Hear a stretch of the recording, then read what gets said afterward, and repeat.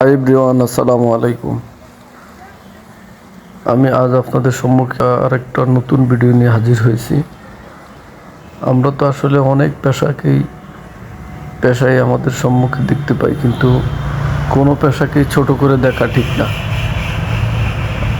আমাদের যদি সামান্য পরিমাণ জায়গা থাকে, পুষ্করিণীর মতো এরকম ছোটোখাটো বা 20-30 শতাংশ জায়গার উপরেও যদি আমাদের জায়গা থাকে বা পুষ্করিণী থাকে, সেক্ষেত্রে আমরা কিন্তু আমাদের লাইফকে স্বাবলম্বী করার জন্য আমরা কিন্তু আমাদের এই চমৎকার একটা সিস্টেমকে আমরা গ্রহণ করে নিতে পারি, মৎস্য চাষের মধ্য দিয়ে।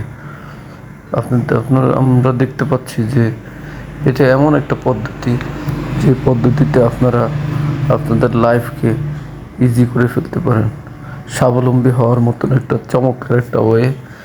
যে ওয়েতে আমি এখানকার সেই আপনার এই মাছ চাষি ভাইয়ের সাথে কথা বলেছিলাম।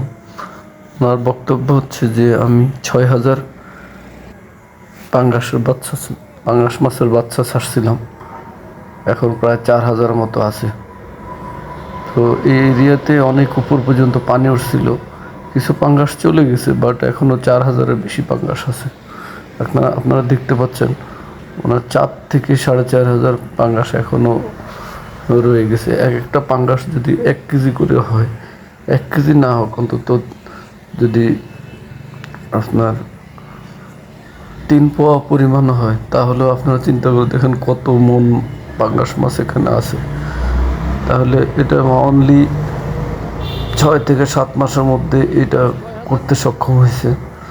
তো আমরা যদি আমাদের এরকম কোনো জায়গা থাকে, তাহলে কিন্তু আমরা এটাকে ছোট করে না দেখে আমরা কিন্তু আমাদের এই মৎস্য চাষের ব্যবসাটা চালু করতে পারি। আপনাকে তো আর বাজারে নিয়ে যেতে হচ্ছে না।